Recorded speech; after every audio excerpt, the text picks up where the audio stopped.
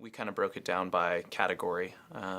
So looking at the analytical rubric, some of the observations were starting with organization and purpose.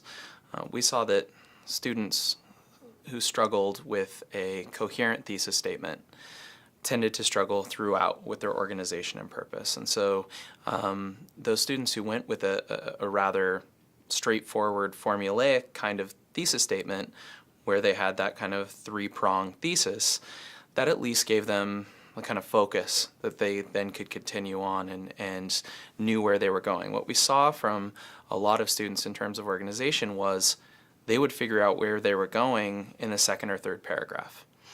So our topic was on napping, and we would have students who would write the first 2 or 3 paragraphs about sleep in general, and then the last couple paragraphs you'd see them really start to hone in on their actual message. So, you know, clearly those were students who had not done sufficient pre-writing, and then didn't necessarily have an idea of where they were going in their thesis statement that they then followed throughout. I think the other piece that's incredibly important is talking to students about reading with a purpose in mind.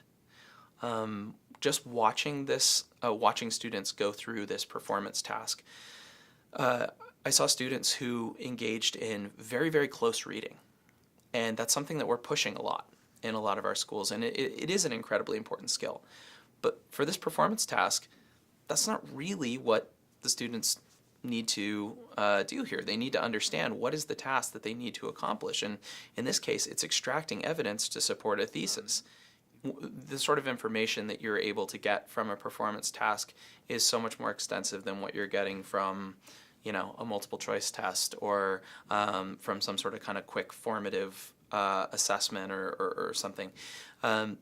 These performance tasks are giving you more of kind of a rounded view of your student, of a variety of their abilities. So, you know, these particular constructed responses provide an opportunity for teachers to look at what are the students doing in their constructed responses, and then how does that translate into the work that they're doing in their long writes. So looking at, you know, you may have students who you can tell from their constructed response that they're going to struggle in their long write because they haven't given that proper attention. Essentially, they haven't engaged in the pre-writing that they really need, that we all know that students need to be successful.